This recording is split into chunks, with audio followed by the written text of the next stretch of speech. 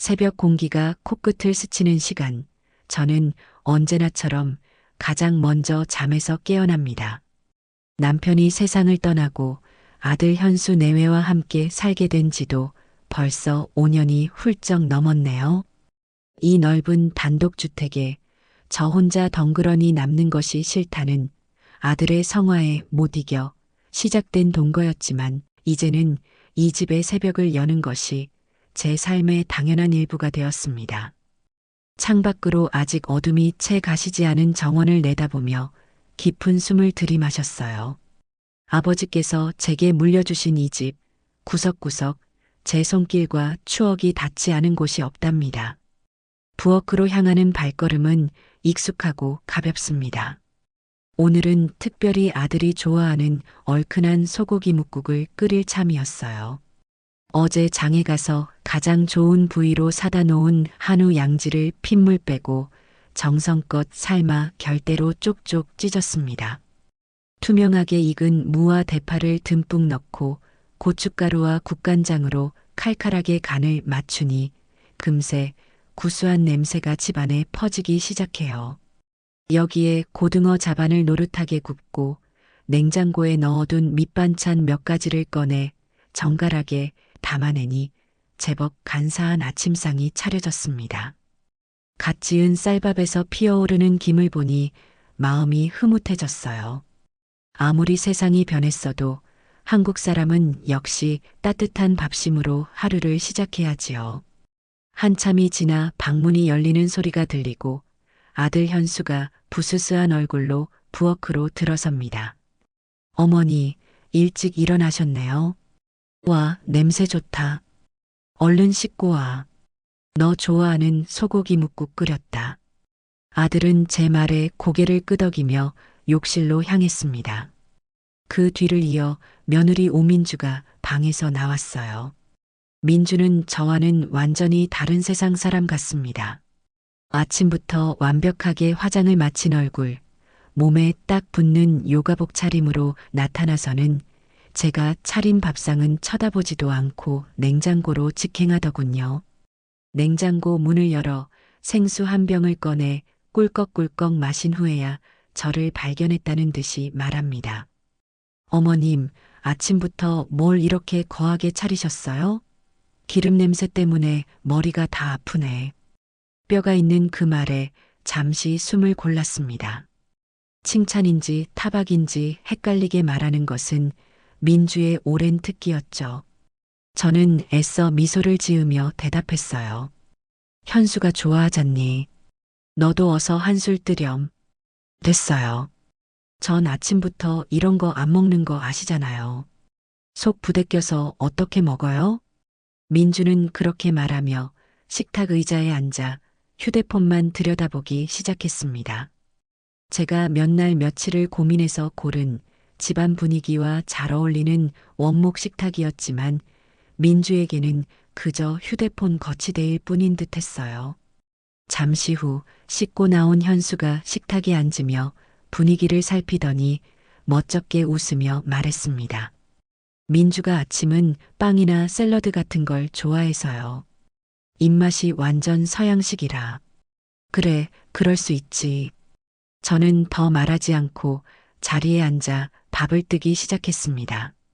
하지만 목구멍으로 밥이 넘어가는지 모래가 넘어가는지 알 수 없었어요. 민주는 보란 듯이 휴대폰으로 브런치 맛집을 검색하며 현수에게 속삭였습니다. 자기야, 이번 주말에는 여기 가자.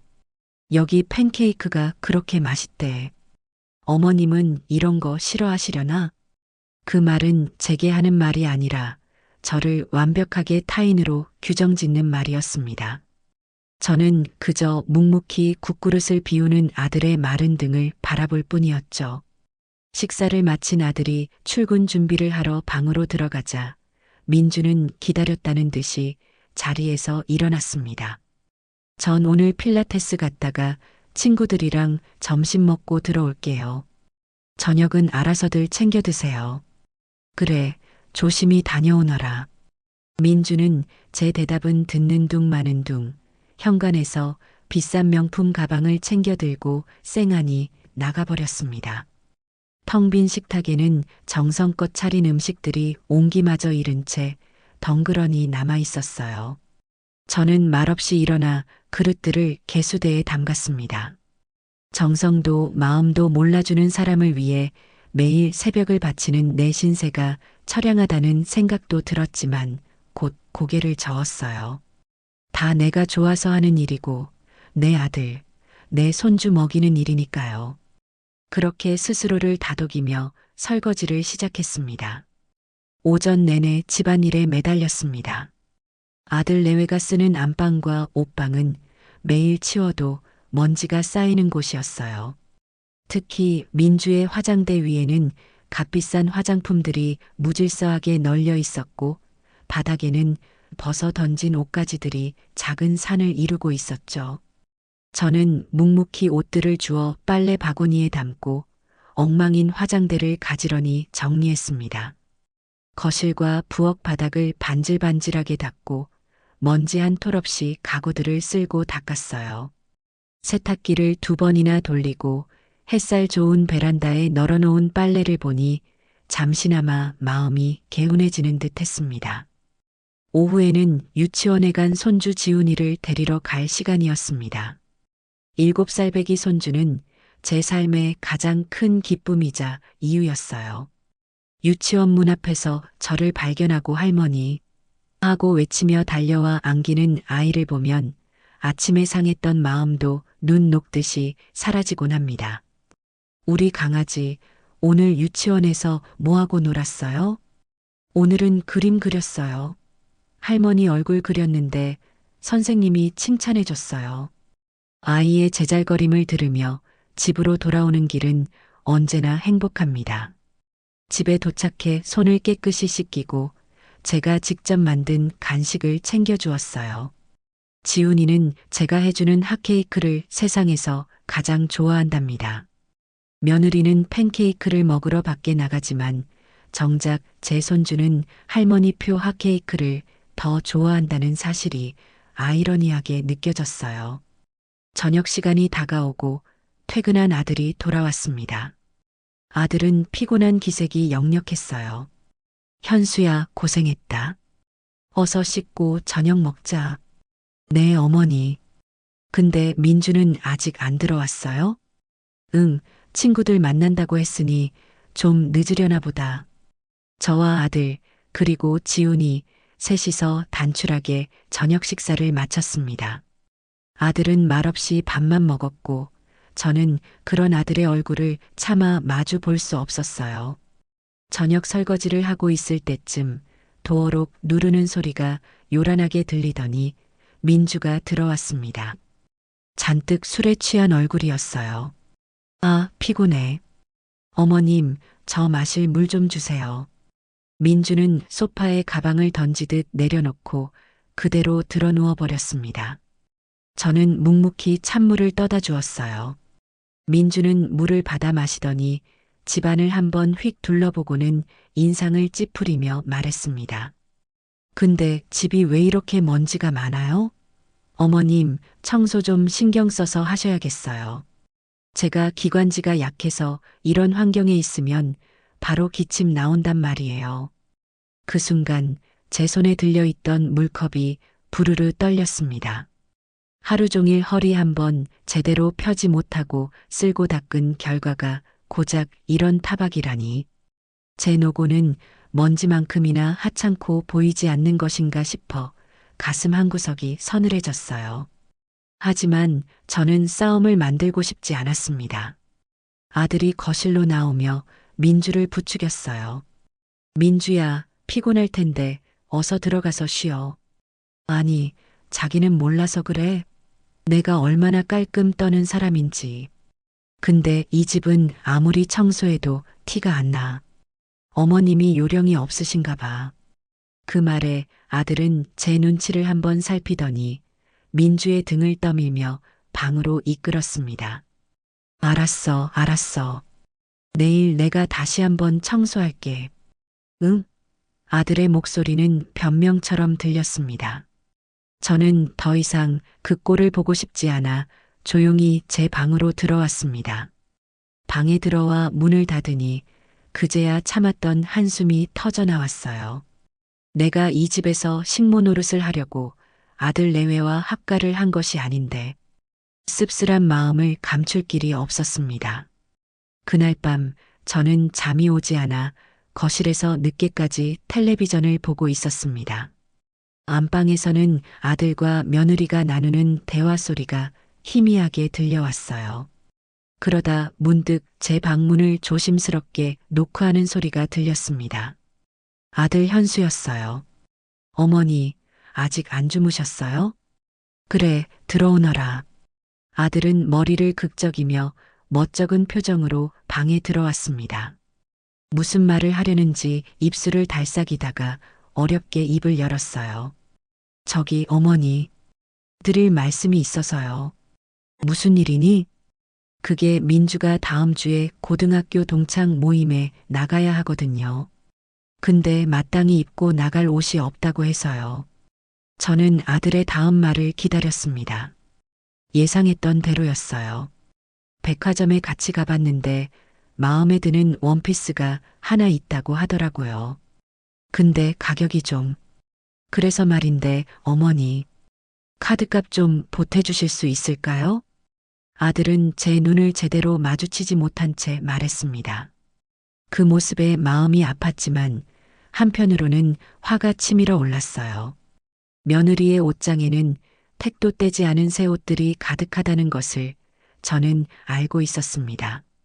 그런데도 또 새 옷 타령이라니.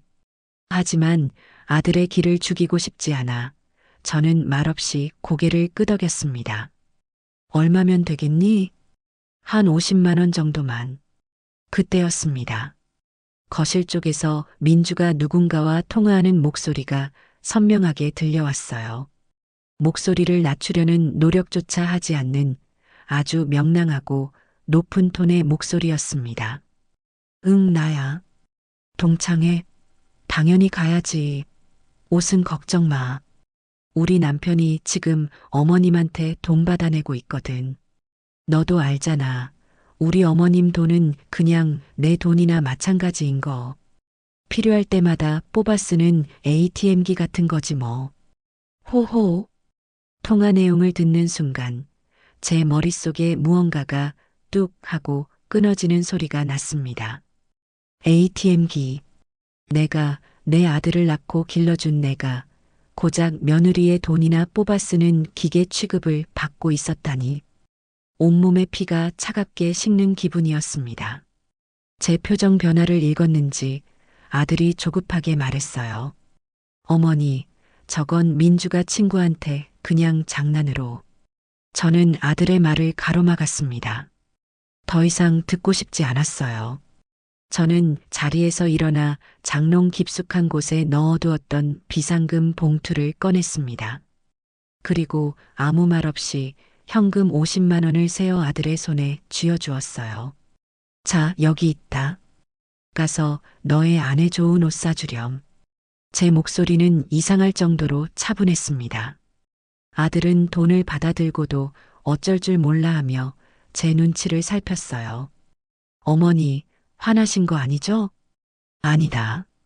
피곤할 텐데 어서 들어가 자거라. 저는 아들을 방에서 내보내고 문을 닫았습니다. 문에 기댄 채 스르르 주저앉았어요. 눈물은 나오지 않았습니다. 대신 심장이 얼음장처럼 차가워지고 머리는 맑아졌어요. 지난 5년간의 세월이 주마등처럼 스쳐 지나갔습니다. 아들을 위한다는 명목으로, 가정을 지킨다는 이유로 제가 감내해왔던 모든 수모와 무시가 한순간에 무의미하게 느껴졌습니다.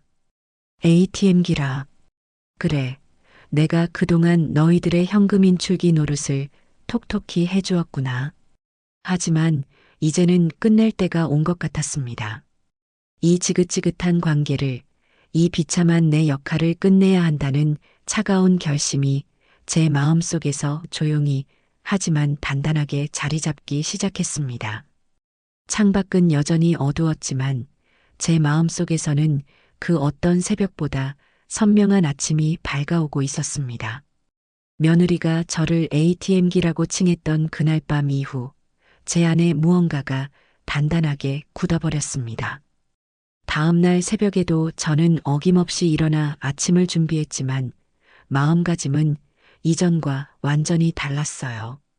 더 이상 아들과 며느리를 향한 애틋함이나 연민은 없었습니다. 그저 제 집에 함께 사는 동거인 그 이상도 이하도 아니었죠.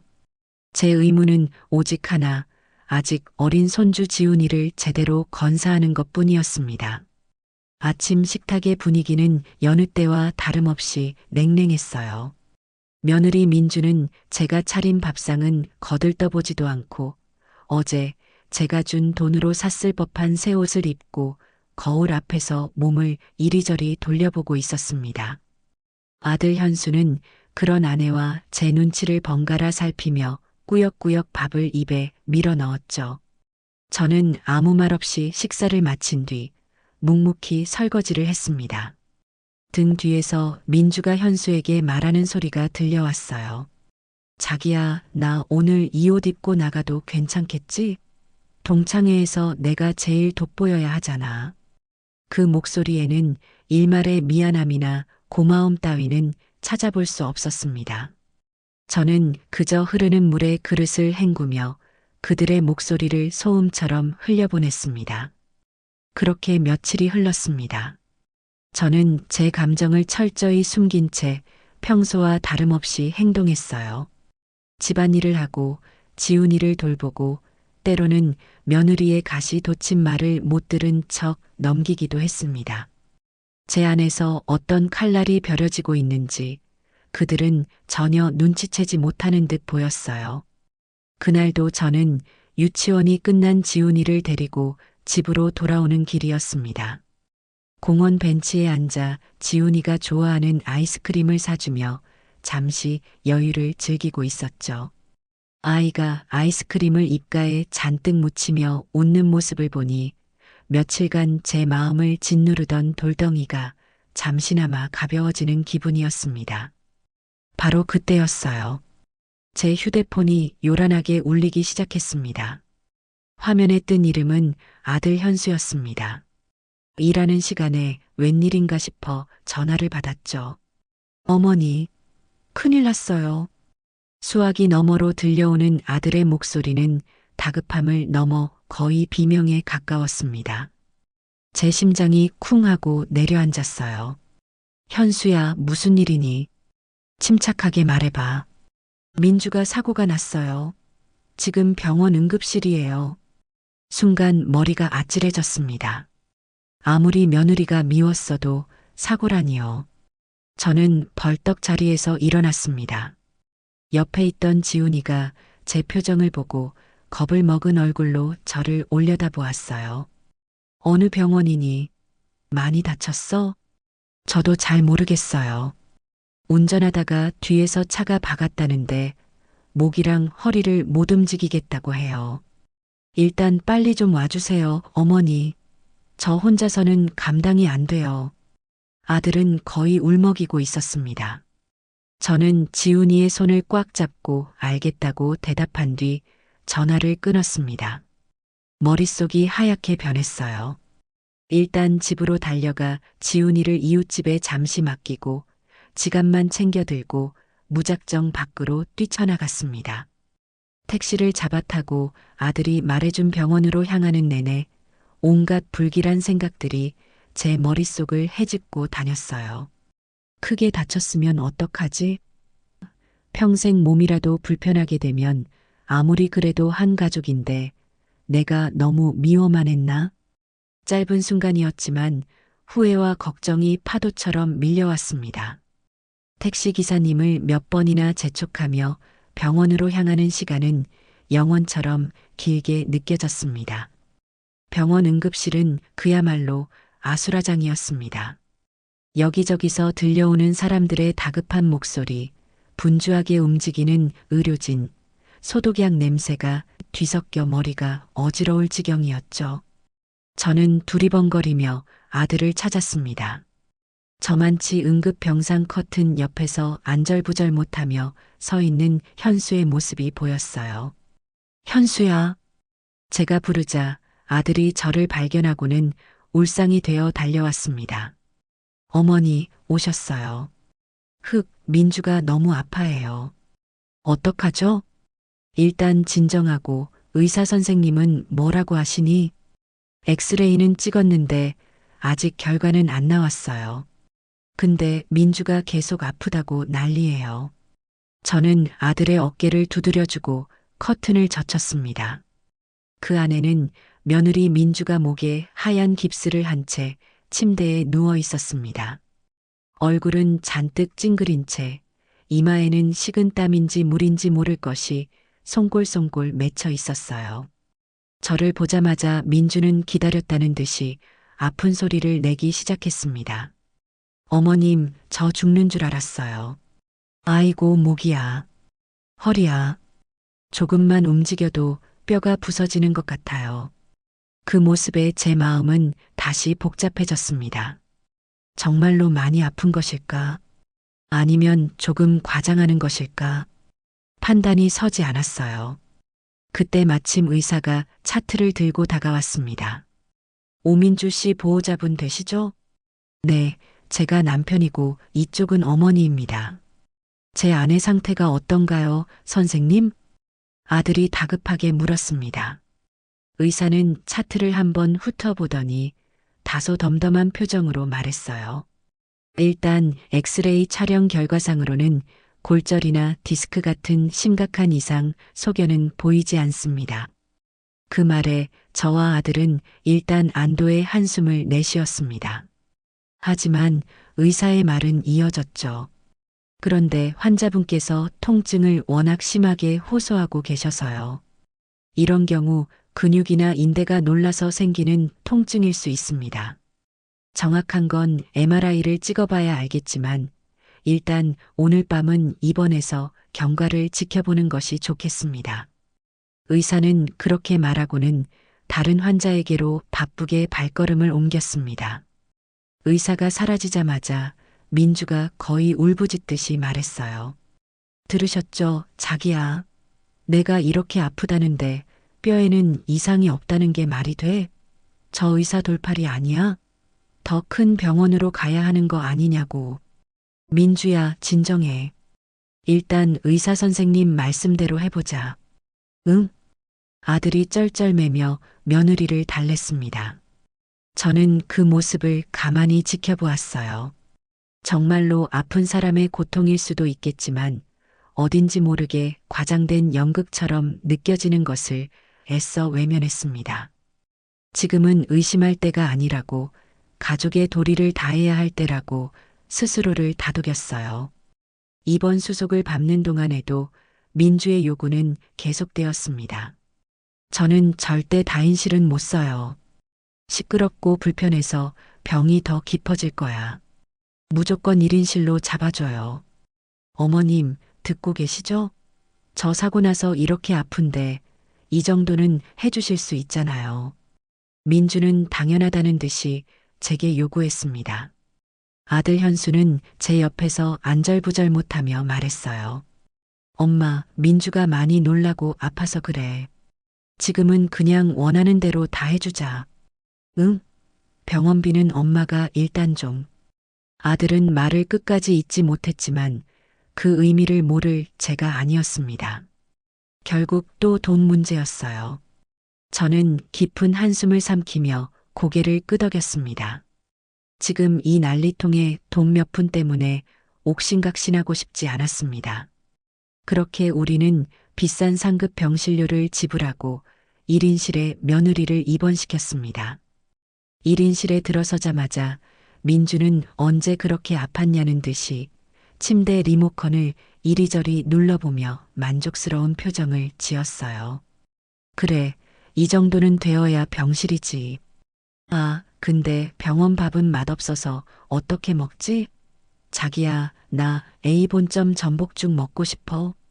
지금 당장 가서 사다 줘. 알았어, 알았어. 다녀올게.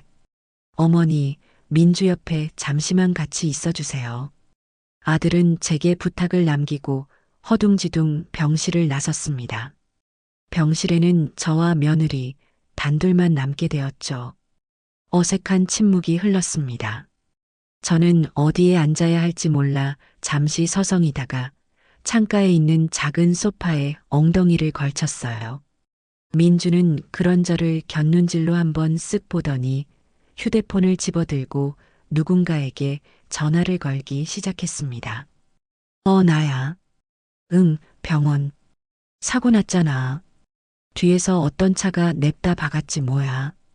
어휴, 말도 마. 목이랑 허리가 끊어질 것 같아.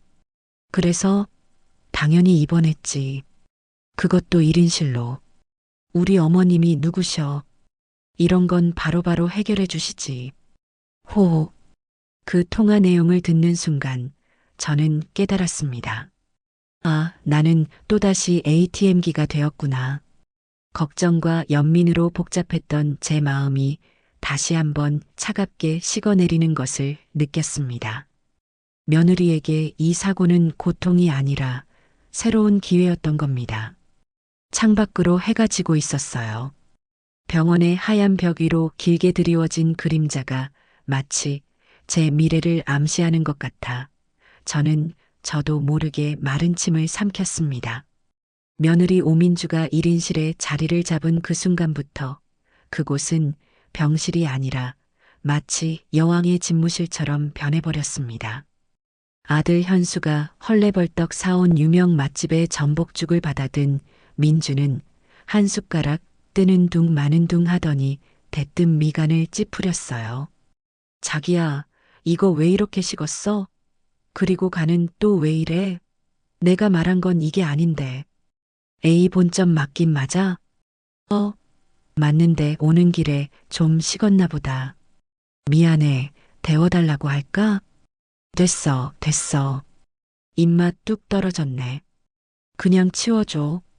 아들은 어쩔 줄 몰라 하며 죽그릇을 들고 쩔쩔맸습니다. 저는 그 광경을 소파에 앉아 말없이 지켜보았어요. 저녁 내내 민주의 요구는 쉴 새 없이 이어졌습니다. 병원 베개가 높다며 집에 있는 메모리 폼 베개를 가져와라. 공기가 건조하다며 가습기를 사와라. 심심하다며 최신 잡지를 종류별로 사와라. 현수는 민주의 명령이 떨어지기 무섭게 병원과 집, 그리고 상점을 오가며 비 오듯 땀을 흘렸습니다. 그 와중에 간병인을 부르자는 제안은 단칼에 거절당했어요. 어머님, 제가 어떻게 모르는 사람한테 제 몸을 맡겨요? 가족이 있는데 왜 생판 남을 들여요? 어머님이랑 자기가 번갈아 가면서 저 돌봐주면 되잖아요. 결국 저와 아들은 꼼짝없이 며느리의 24시간 대기조가 되었습니다. 밤에는 아들이 남고 낮에는 제가 병실을 지키기로 했죠. 다음 날 아침 제가 병실에 도착했을 때 아들은 퀭한 눈으로 소파에서 웅크리고 자고 있었습니다. 민주는 이미 일어나서 휴대폰으로 아침 드라마를 보고 있었고요. 저를 보자마자 민주는 리모컨으로 텔레비전 소리를 줄이며 말했습니다. 어머님 오셨어요? 저 목말라요. 물 좀 주세요. 아, 그리고 물은 너무 차갑지 않게 미지근한 걸로요. 저는 정수기에서 물을 받아 온도를 맞춰 대령했습니다. 물을 마신 민주는 만족스럽다는 듯이 입맛을 다시더니 이번에는 다리를 가리켰어요. 밤새 누워 있었더니 다리가 퉁퉁 부었네. 어머님, 이리 와서 제 다리 좀 주물러 주세요. 혈액순환이 잘 돼야 회복도 빠르대요. 저는 잠시 망설였습니다. 하지만 아픈 사람의 요구라고 생각하며 애써 마음을 다잡고 침대 옆으로 다가갔어요. 그리고 민주의 종아리를 정성껏 주무르기 시작했습니다. 민주는 눈을 감고 제 마사지를 받으며 흡족한 듯한 표정을 지었어요. 그 모습이 어찌나 얄밉던지 손에 힘이 들어가는 것을 간신히 참아야 했습니다. 제 정성스러운 마사지는 민주가 잠이 들 때까지 1시간 넘게 계속되었습니다. 시간이 흐를수록 민주의 갑질은 점점 더 심해졌습니다. 병원 밥은 입에도 대지 않았고 매 끼니 다른 맛집의 음식을 요구했어요. 오늘은 이탈리안 레스토랑의 트러플 수프, 내일은 일식집의 장어덮밥, 모레는 한정식집의 보리굴비. 저는 하루에도 몇 번씩 배달 음식을 주문하고 그것을 다시 예쁜 그릇에 옮겨 담아 며느리에게 바쳐야 했습니다. 그것뿐만이 아니었어요. 어머님, 의사 선생님이 그러시는데 사고 후유증이 정말 무섭대요. 지금 제대로 치료 안 하면 평생 고생한대요. 그러니까 돈 아끼지 말고 비급여 항목이라도 제 몸에 좋은 치료는 무조건 다 받게 해주세요. 아셨죠? 민주는 마치 제 건강을 걱정해주는 척하며 교묘하게 금전적인 요구를 해왔습니다. 아들 현수는 며느리의 말이라면 콩으로 매주를 쓴다고 해도 믿을 사람이었기에 매일같이 제게 와서 돈 이야기를 꺼냈어요. 어머니, 민주가 도수 치료를 받아야 한대요. 한 번에 20만 원인데 보험이 안 된대요. 어머니, 척추에 좋다는 영양주사가 있다는데 한 대에 50만 원이래요. 몇 번 맞아야 효과가 있대요. 어머니, 상대방 차주랑 합의를 봐야 하는데 합의금이 생각보다 많이 필요할 것 같아요. 아들은 매일같이 새로운 청구서를 들고 와 제 앞에서 고개를 숙였습니다. 제 통장 잔고는 눈에 띄게 줄어들기 시작했어요. 남편이 남겨준 유산과 제가 평생 아끼고 모은 돈이 며느리의 병원비라는 명목 아래 썰물처럼 빠져나가고 있었습니다. 이러다가는 정말 집 기둥이라도 뽑아야 할 판이었어요. 며칠 뒤 저는 더 이상 참을 수 없어 조심스럽게 입을 열었습니다. 병실에서 과일을 깎고 있는 제게 민주가 또 새로운 요구를 하고 나선 참이었어요. 어머님, 제 친구가 그러는데 강남에 척추교정으로 유명한 한의원이 있대요. 거기서 약을 지어 먹으면 효과가 직방이라는데 한 재에 몇백만 원은 한다나 봐요. 우리도 거기 가서 약 좀 지을까요? 그 말에 저는 깎던 사과를 내려놓고 민주를 똑바로 쳐다보며 말했습니다. 얘야, 병원에서 받는 치료만으로도 충분하지 않겠니? 꼭 그렇게까지 비싼 약을 먹어야 하니? 엄마도 이제 여윳돈이 얼마 없는데. 제 말이 끝나기가 무섭게 민주의 눈에서 갑자기 눈물방울이 뚝뚝 떨어지기 시작했습니다. 조금 전까지 멀쩡하게 휴대폰을 보며 웃던 사람이라고는 믿기지 않을 정도의 연기력이었어요. 어머님, 어떻게 그런 말씀을 하세요? 제가 지금 돈 쓰고 싶어서 이러는 줄 아세요? 다 제 몸 생각해서 빨리 나아서 어머님 고생 덜어드리려고 이러는 거잖아요. 그런데 어머님은 제가 그냥 이대로 계속 아프길 바라시는 거예요? 제가 아파야 어머님이 편하신 거냐고요. 민주는 서럽게 울부짖기 시작했습니다.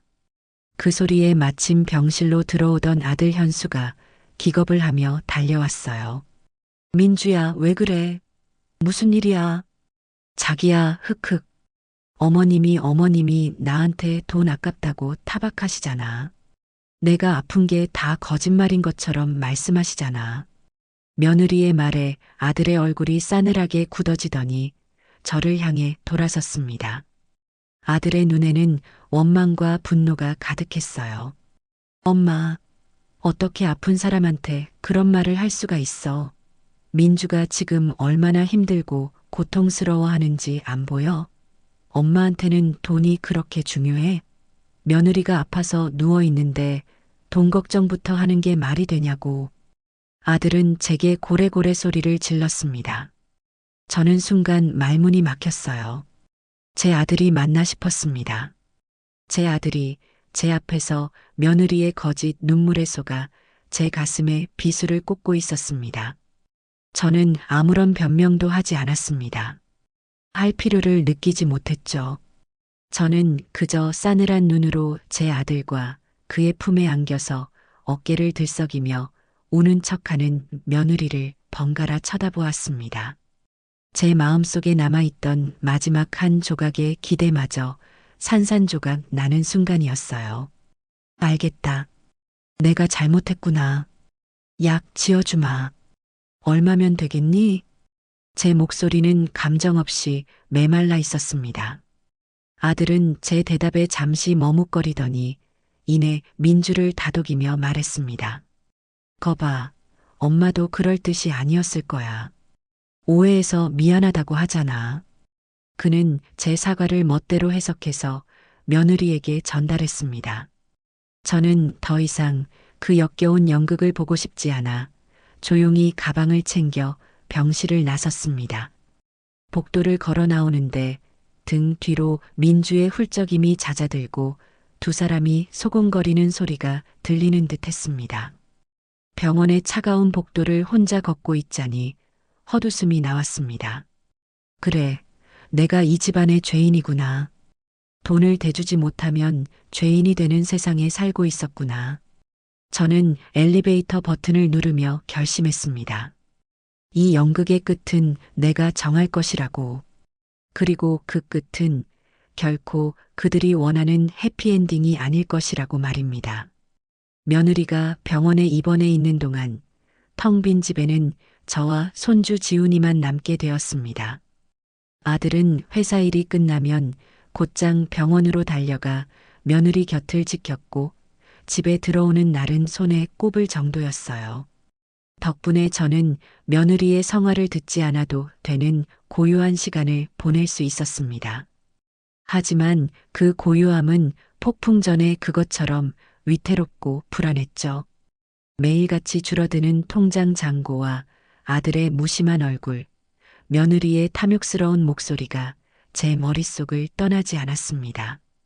그럴 때마다 제게 유일한 위안이 되어준 것은 바로 손주 지훈이었습니다. 할머니, 엄마는 언제 와요? 응, 엄마는 몸이 좀 아파서 병원에 있는 거야. 금방 나아서 올 거야. 그럼 아빠는요? 아빠는 엄마 옆에서 간호해주고 있단다. 우리 지훈이 씩씩하게 할머니랑 잘 지내고 있으면 엄마 아빠 금방 돌아오실 거야. 저는 애써 태어난 척 아이를 다독였지만 마음 한구석은 늘 무거웠습니다. 이 아이에게 뭐라고 설명을 해야 할까요? 너의 엄마가 할머니의 돈을 노리고 아픈 척 연기를 하고 있단다. 너의 아빠는 거기에 속아 할머니의 가슴에 못을 박고 있단다. 차마 그렇게 말할 수는 없는 노릇이었죠. 저는 그저 지훈이를 더 따뜻하게 안아주고 더 맛있는 음식을 해주고 더 재미있는 이야기를 들려주며 제 불안감을 감추려 애썼습니다. 지훈이만큼은 이 더러운 진실을 모르고 그저 할머니의 사랑을 듬뿍 받는 행복한 아이로 자라주길 바랐습니다. 그날 저녁도 저는 지훈이와 단둘이 저녁 식사를 마친 뒤 거실에서 함께 동화책을 읽고 있었습니다. 아들에게서는 오늘도 늦는다는 짧은 문자 메시지만 와 있을 뿐이었죠. 한참 동화책에 빠져 있던 지훈이가 갑자기 장난감 휴대폰을 들고 와 제게 말했어요. 할머니, 나 친구랑 통화할래요. 그러렴, 우리 강아지. 누구랑 통화하고 싶어? 민준이랑 통화할래요.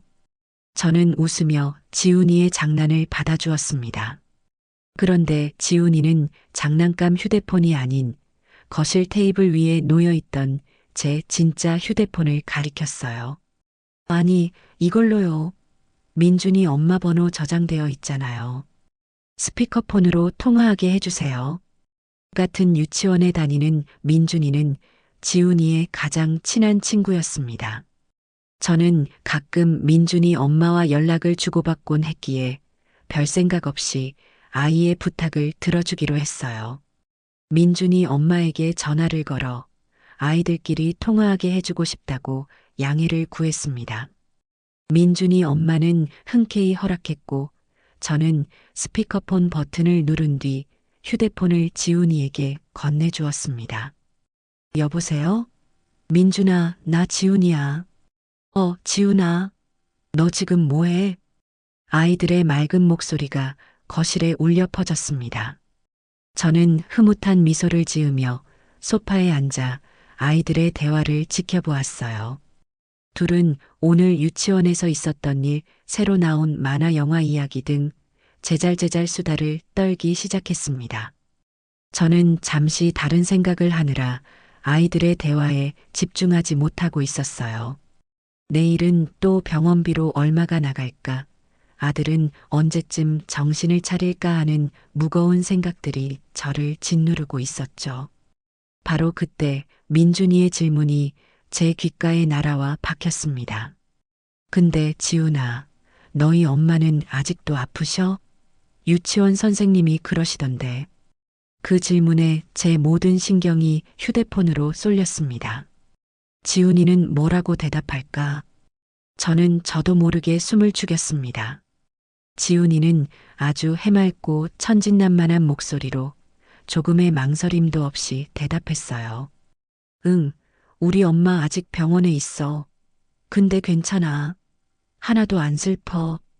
왜 안 슬퍼? 엄마가 아프면 슬프잖아. 민준이의 순수한 물음에 지훈이는 마치 대단한 비밀이라도 알려주는 듯한 목소리로 신나게 말했습니다. 그리고 그 한마디는 제 남은 인생을 통째로 뒤흔들어 놓았습니다. 엄마가 그랬어. 조금만 더 아프다고 하고 병원에 있으면 할머니 집 팔고 더 크고 좋은 아파트로 이사 갈 수 있다고.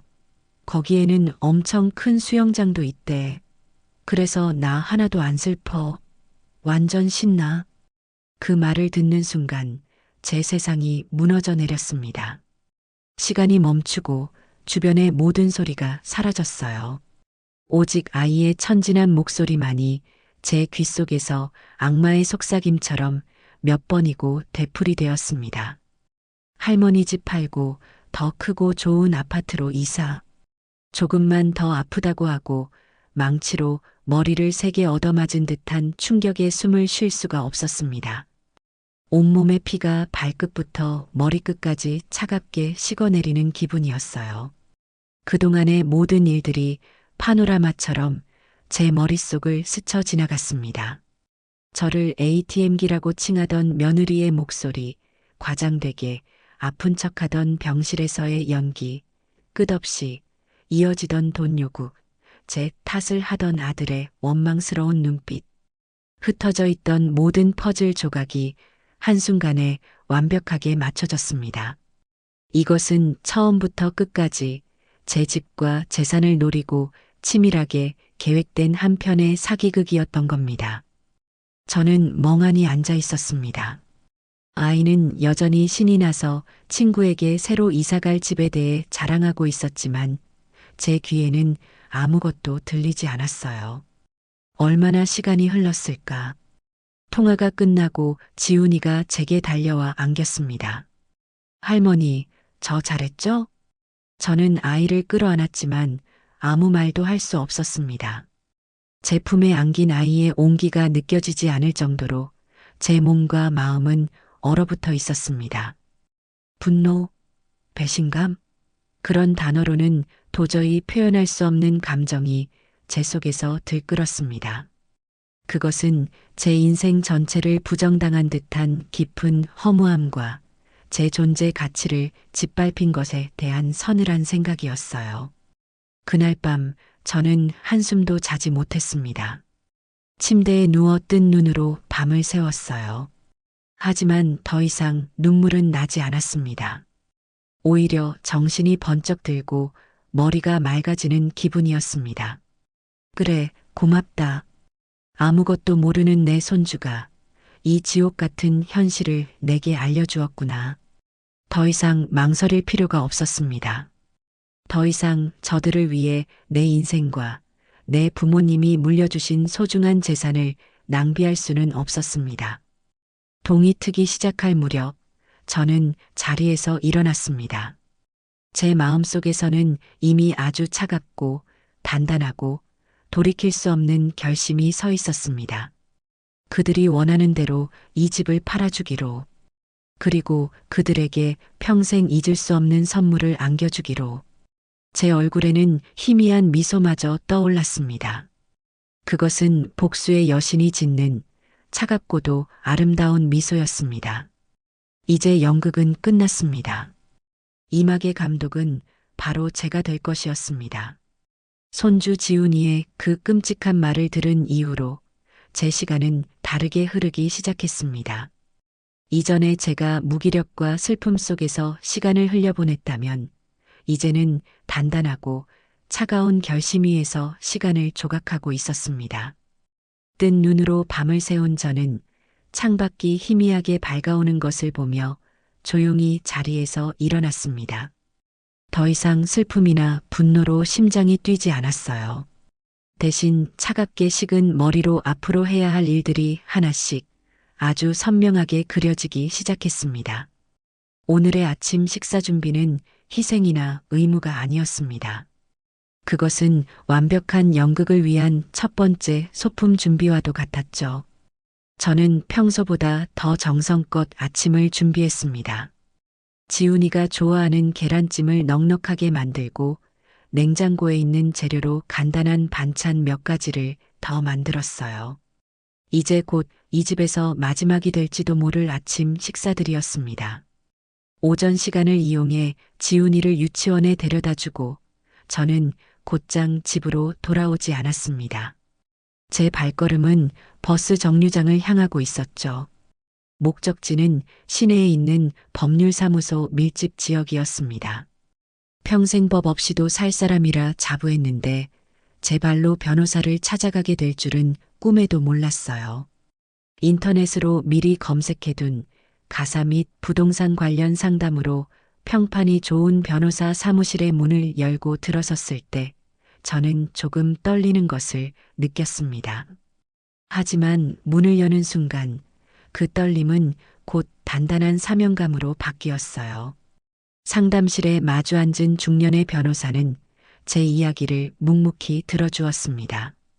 아들 내외와 합가하게 된 과정부터 며느리의 끝없는 돈 요구, 병원에서의 기만적인 행동, 그리고 결정적으로 손주에게서 듣게 된 충격적인 진실까지 저는 감정을 최대한 배제하고 사실관계만을 건조하게 전달하려 애썼습니다. 이야기를 다 들은 변호사는 안경을 고쳤으며 제게 몇 가지 질문을 했습니다. 어머님, 지금 살고 계신 그 주택의 명의는 어떻게 되어 있습니까? 제 단독 명의입니다. 결혼 전 아버님께서 제게 물려주신 집이에요. 남편이 살아있을 때도 공동 명의로 바꾸지 않았습니다. 그렇군요. 그렇다면 그 주택은 어머님의 특유 재산으로 인정됩니다. 아드님이나 며느님이 재산 형성에 기여한 바가 전혀 없다면 법적으로 그 집에 대한 권리를 주장하기는 매우 어렵습니다. 변호사의 단호한 말에 저는 저도 모르게 주먹을 꽉 쥐었습니다. 가장 걱정했던 부분이었거든요. 제가 저들을 내보내고 싶습니다. 어떤 절차를 밟아야 할까요? 우선 내용 증명을 통해 퇴거를 정식으로 요구하시는 것이 좋습니다. 정해진 기한까지 집을 비우지 않을 시 명도 소송을 진행하게 됩니다. 소송에서 승소 판결을 받으면 그 후에는 법원의 힘을 빌려 강제 집행까지 가능합니다. 특유재산, 내용 증명, 명도 소송, 강제 집행. 생전 처음 들어보는 단어들이었지만 그 단어들이 제게는 세상을 구할 마법의 주문처럼 들렸습니다. 저는 변호사에게 고개를 숙여 감사 인사를 하고 내용 증명 발송을 포함한 모든 법적 절차를 위임했습니다. 든든한 무기를 얻은 기분이었어요. 법률사무소에서 나온 저는 곧장 인근의 부동산으로 향했습니다. 여러 부동산 중에서도 가장 크고 거래가 활발해 보이는 곳으로 들어갔어요. 중개인은 갑자기 들어선 노부인을 보고 의아한 표정을 지었지만 이내 친절하게 저를 맞이했습니다. 어서 오세요, 어머님. 뭐 도와드릴까요? 집을 내놓으려고 합니다. 제 단호한 말에 중개인의 눈이 동그래졌습니다. 저는 제가 사는 동네와 집의 주소를 말했습니다. 그 동네에서는 꽤나 알려진 정원이 딸린 큰 단독주택이었기에 중개인은 금방 어딘지 알아차렸죠. 아, 그 사모님 댁이군요. 그 좋은 집을 왜 갑자기 무슨 일 있으세요? 개인적인 사정이 좀 있어서요. 시세보다 조금 낮춰도 좋으니 최대한 빨리 처분하고 싶습니다. 매매와 동시에 제가 들어갈 작은 아파트도 하나 알아봐 주셨으면 해요. 방 2개 정도면 충분합니다. 큰 집을 팔고 작은 아파트로 옮기겠다는 제 말에 중개인은 무언가 사연이 있음을 직감한 듯 더 이상 묻지 않고 고개를 끄덕였습니다. 알겠습니다, 사모님. 최대한 빨리 좋은 매수자를 찾아보겠습니다. 그의 말을 뒤로하고 부동산을 나서는 제 발걸음은 법률사무소를 나설 때와는 또 다른 후련함으로 가득 차 있었습니다. 이제 모든 준비는 시작되었습니다. 주사위는 던져졌고 더 이상 돌아갈 다리는 없었습니다. 집으로 돌아온 저는 아무 일도 없었다는 듯이 행동했습니다. 청소를 하고 저녁 식사를 준비했어요.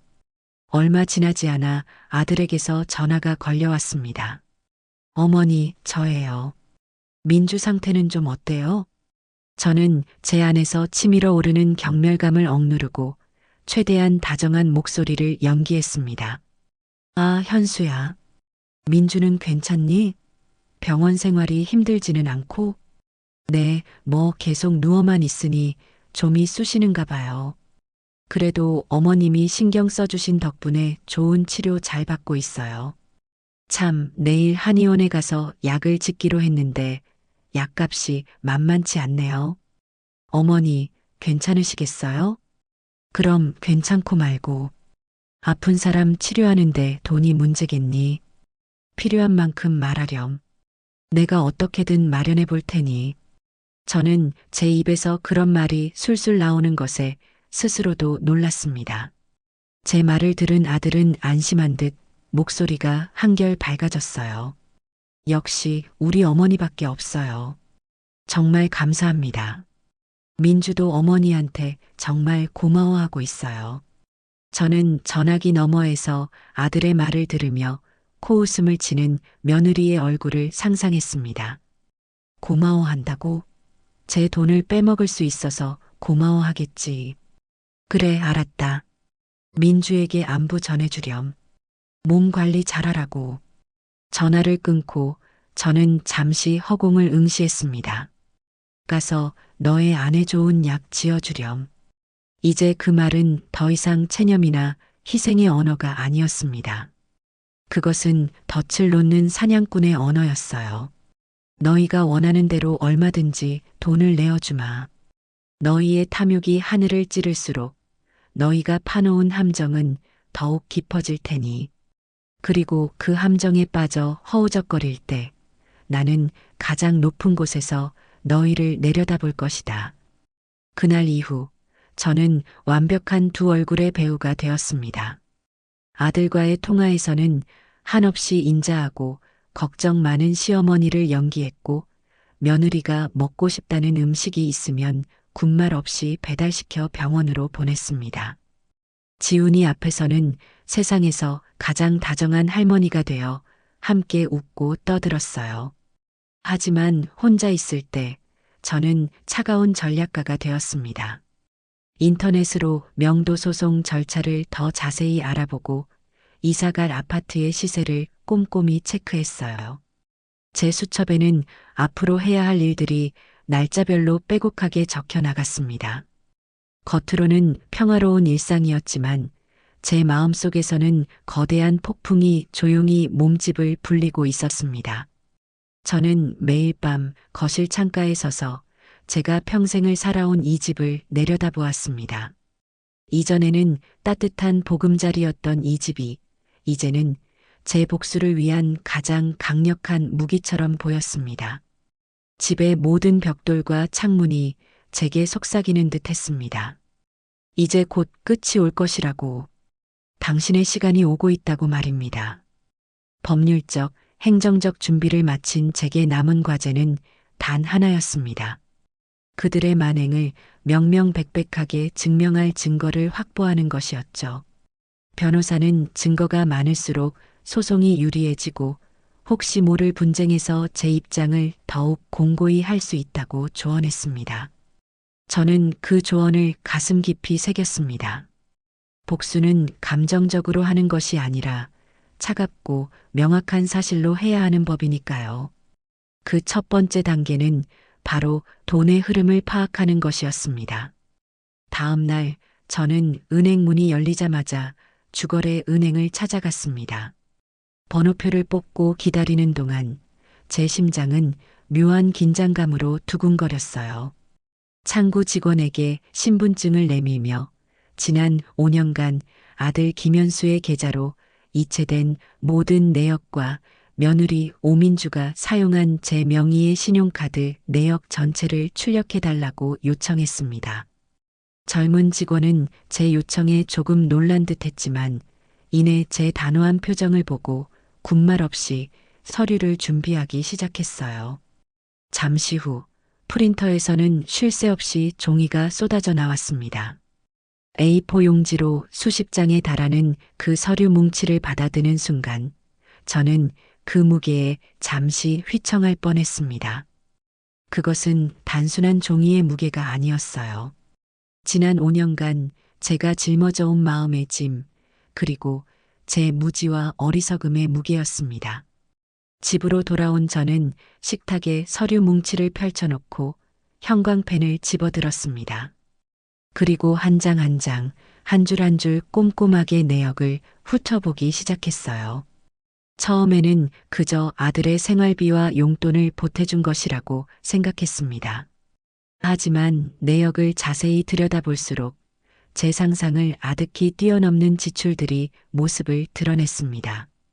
땡땡 백화점, 땡땡 명품관, 청담동 땡땡 헤어숍, 땡땡 골프클럽.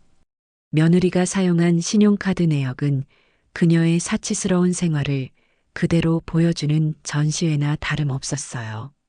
심지어 주말마다 고급 호텔의 레스토랑에서 수십만 원씩 결제된 내역도 심심치 않게 발견되었습니다. 제게는 몸이 안 좋아 집에 있겠다고 말한 날들이었죠. 아들의 계좌로 이체된 돈 역시 마찬가지였습니다. 자동차 할부금, 주식 투자금, 부부 동반 해외여행 등 그들은 제 돈으로 자신들의 삶을 화려하게 꾸미고 있었던 겁니다. 저는 계산기를 두드려 총액을 합산해 보았습니다. 지난 5년간 그들에게 들어간 돈은 제가 평생을 아껴 모은 돈의 대부분을 차지하는 실로 억 소리 나는 금액이었습니다. 손이 부들부들 떨려왔어요. 하지만 이것은 시작에 불과했습니다. 두 번째 증거는 그들의 목소리였습니다. 저는 결정적인 녹취를 위해 치밀하게 판을 짜기 시작했습니다. 며칠 뒤 저는 아들에게 전화를 걸어 잔뜩 힘없고 지친 목소리를 연기했어요. 현수야, 나다. 다름이 아니라 엄마가 이제 정말 돈이 없는 것 같구나. 있는 돈 없는 돈 다 끌어다 병원비랑 약값을 댔더니 이제 통장이 거의 바닥을 보이네. 어쩌면 좋으냐. 제 목소리에는 걱정과 불안이 가득 담겨 있었습니다. 물론 완벽한 연기였죠. 제 말에 아들은 잠시 당황하는 듯 했습니다. 그들의 ATM기가 고장 나려 한다는 신호였으니까요. 잠시 침묵하던 아들이 조심스럽게 입을 열었습니다. 어머니, 그게 정말이에요? 그래도 집이 있잖아요. 저는 기다렸다는 듯이 되물었습니다. 집? 집은 우리가 사는 곳인데 그게 돈과 무슨 상관이니? 아니, 제 말은 민주가 그러는데 이참에 어머님도 연세가 있으시니 넓은 집은 관리하기 힘드실 거고 이 집을 팔아서 빚도 좀 갚고 남는 돈으로 저희는 방배동 쪽에 새 아파트 하나 얻고 어머니는 근처에 아담한 오피스텔 하나 얻어드리면 어떻겠냐고. 그럼 다 해결되잖아요. 왔구나. 저는 속으로 쾌재를 불렀습니다. 제 휴대폰은 이미 통화 자동 녹음 기능이 켜져 있었어요. 저는 더 확실한 증거를 남기기 위해 순진하고 어리석은 노모를 연기하며 질문을 던졌습니다. 집을 팔자고? 그게 민주 생각이니 아니면 너의 생각이니? 민주 생각이기도 하고 듣고 보니 그게 가장 합리적인 방법인 것 같아요. 어머니 혼자 사시기에 이 집은 너무 크고 저희도 이제 분가해서 저희만의 삶을 꾸리고 싶고요. 어머니, 이번 기회에 딱 정리하면 좋잖아요. 그럼 집 한 돈은 어떻게 나누자는 거니? 그야 당연히 저희가 더 많이 가져야죠. 저희는 이제 시작하는 젊은 부부고 지훈이도 키워야 하잖아요.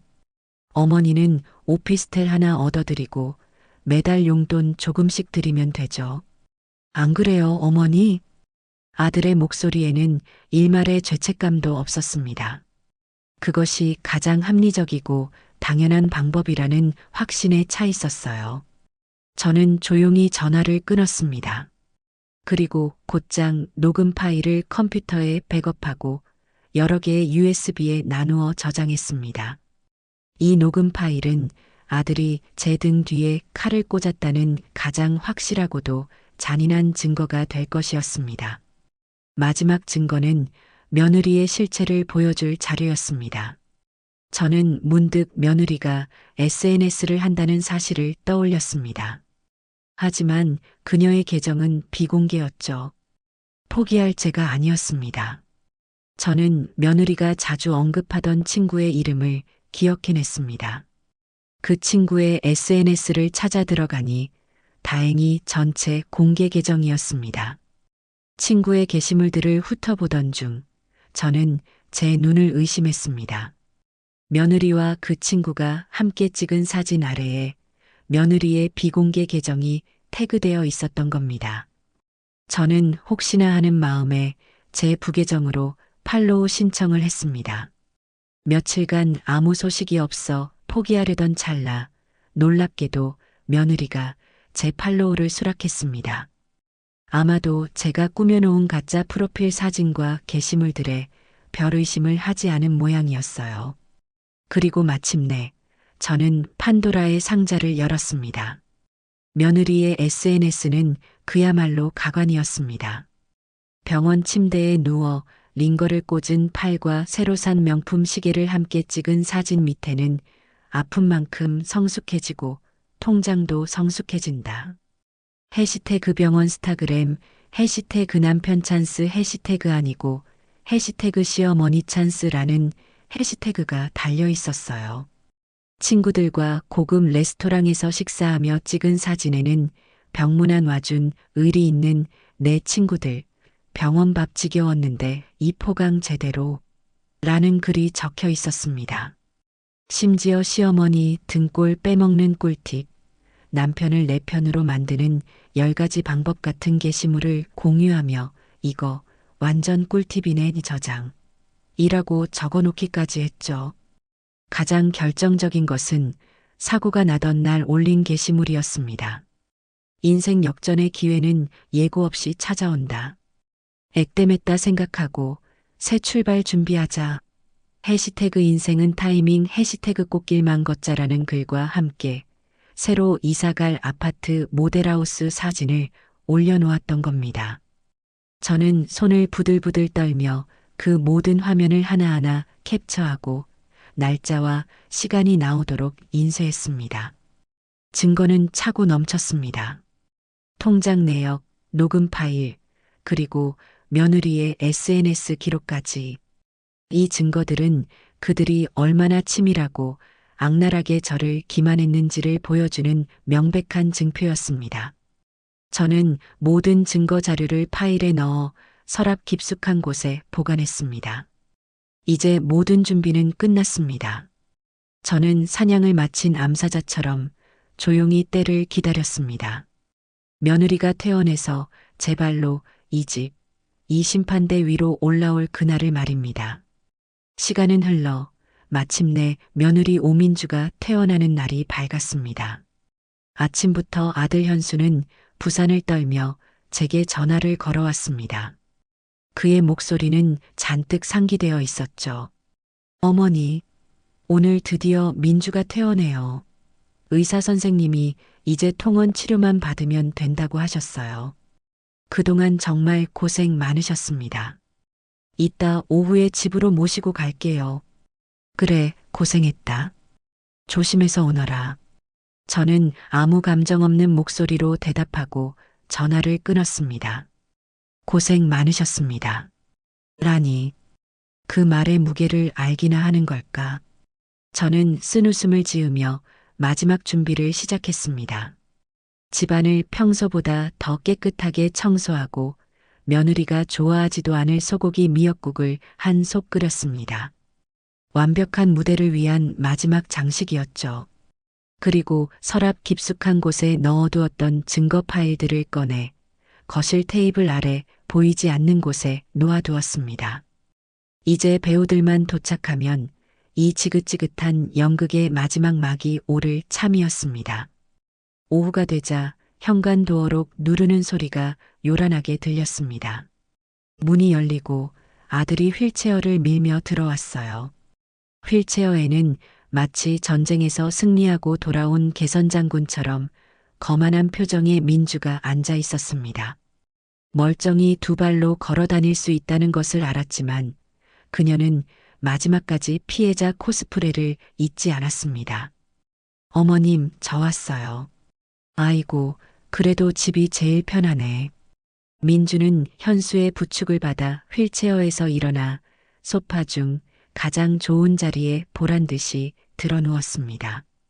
퇴원 기념으로 아들이 사준 것이 분명한 화려한 원피스가 그녀의 몸 위에서 번쩍이는 듯 했어요. 어휴, 병원에 오래 있었더니 온몸이 쑤시네.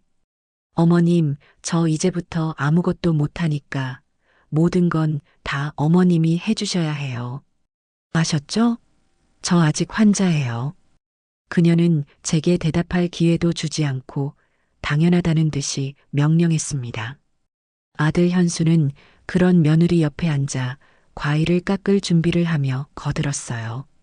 엄마, 민주 아직 몸이 불편하니까 당분간은 각별히 신경 좀 써주세요. 제가 옆에서 잘 도울게요. 저는 그들의 모습을 가만히 지켜보았습니다.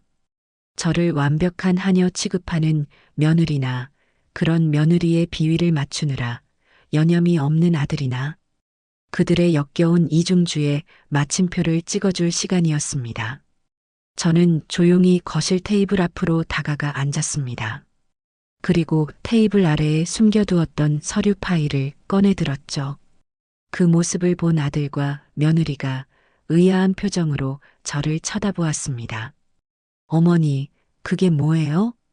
저는 대답 대신 파일에서 서류들을 꺼내 테이블 위에 하나씩 펼쳐놓기 시작했습니다. 가장 먼저 지난 5년간의 은행 거래 내역과 신용카드 사용 내역이 빼곡히 인쇄된 수십 장의 종이들이 테이블을 가득 채웠습니다. 그 위로 형광펜으로 그어진 사치스러운 지출 내역들이 선명하게 보였죠. 아들과 며느리의 얼굴이 조금씩 굳어지기 시작했습니다. 다음으로 저는 제 휴대폰을 꺼내 테이블 위에 올려놓았습니다. 그리고 녹음 파일 목록을 열어 며칠 전 아들과 통화했던 파일의 재생 버튼을 눌렀습니다. 이 집을 팔아서 저희는 방배동 쪽에 새 아파트 하나 얻고 어머니는 근처에 아담한 오피스텔 하나 얻어드리면 어떻겠냐고. 그야 당연히 저희가 더 많이 가져야죠. 저희는 이제 시작하는 젊은 부부고.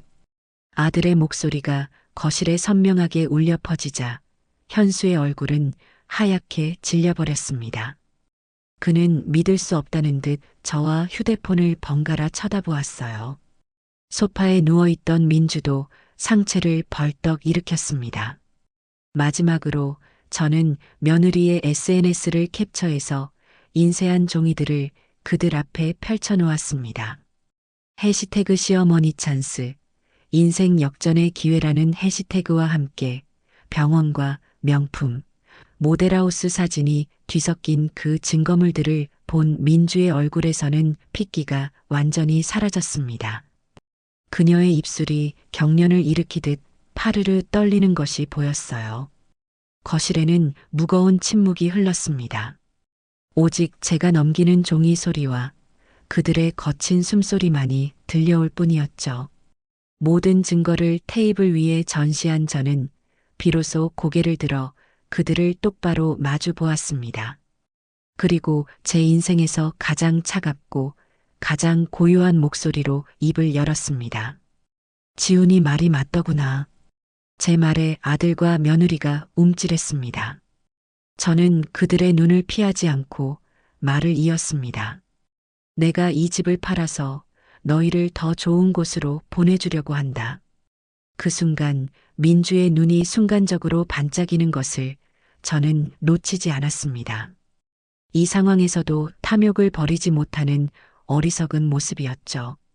저는 그 희미한 희망의 불씨마저 짓밟아버리기 위해 미소마저 지으며 마지막 문장을 내뱉었습니다. 그러니 너희 두 사람은 당장 내 집에서 나가주면 되겠구나. 제 말이 끝나자마자 거실의 공기는 그대로 얼어붙었습니다.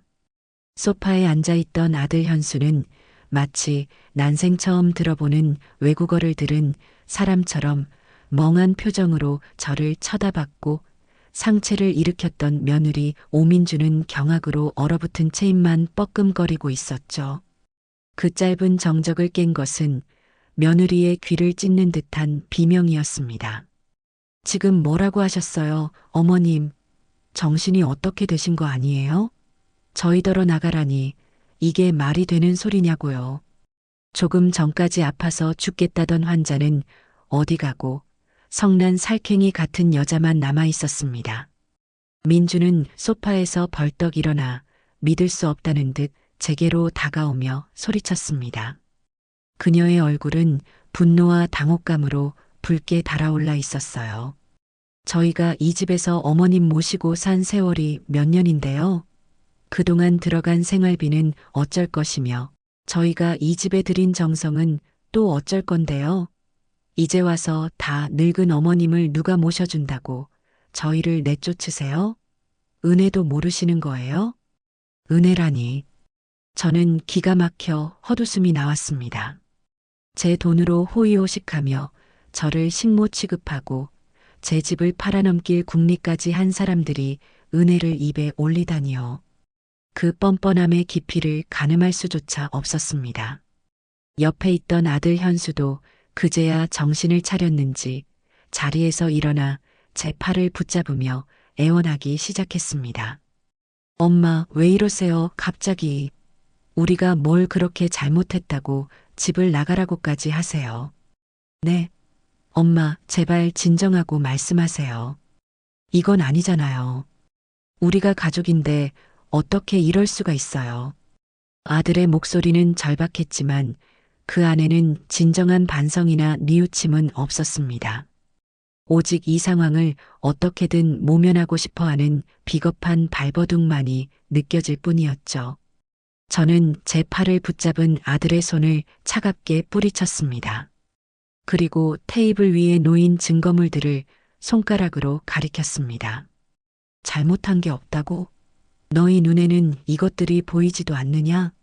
내 돈으로 온갖 사치를 부리고 내 등 뒤에서는 나를 ATM기 취급하고 심지어 내 집을 팔아넘길 계획까지 세운 것들이 이제 와서 잘못한 게 없다고 발뺌을 해?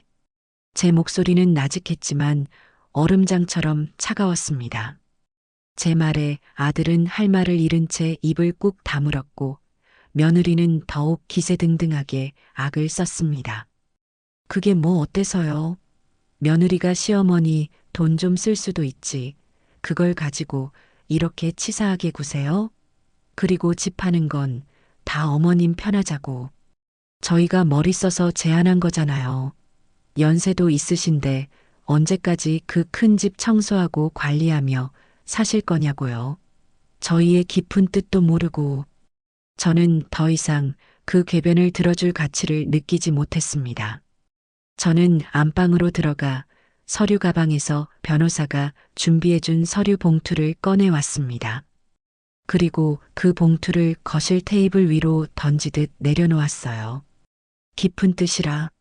너희의 그 깊은 뜻이 무엇인지 나는 이미 다 알고 있단다. 봉투에서 흘러나온 것은 이 집의 등기부등본과 며칠 전 그들의 주소지로 이미 발송된 내용 증명 사본이었습니다. 똑똑히 보거라. 이 집은 내 아버지께서 오직 나 김자영에게만 물려주신 내 고유의 재산이다. 너희는 이 집에 대해 그 어떤 권리도 주장할 수 없어. 그리고 이 내용 증명에 적힌 대로 오늘로부터 일주일 다음 주 금요일까지 이 집에서 너희의 모든 짐을 빼서 나가지 않으면 나는 너희를 상대로 명도소송을 진행하고 법원의 판결을 받아 강제집행에 들어갈 것이다. 내 말 알아듣겠니? 강제집행이라는 단어가 나오자 며느리의 얼굴에서 기세등등하던 표정이 순식간에 사라졌습니다. 그녀는 법이라는 것이 가진 현실적인 무게를 그제야 실감한 듯 보였어요. 하지만 그녀는 순순히 물러날 위인이 아니었죠. 잠시 주춤하던 민주는 다음 순간 전략을 바꿨습니다. 그녀는 언제 악을 썼냐는 듯 갑자기 바닥에 무릎을 꿇고 제 다리를 붙잡았습니다. 그리고 눈물을 폭포수처럼 쏟아내기 시작했어요. 어머님, 제가 다 잘못했어요.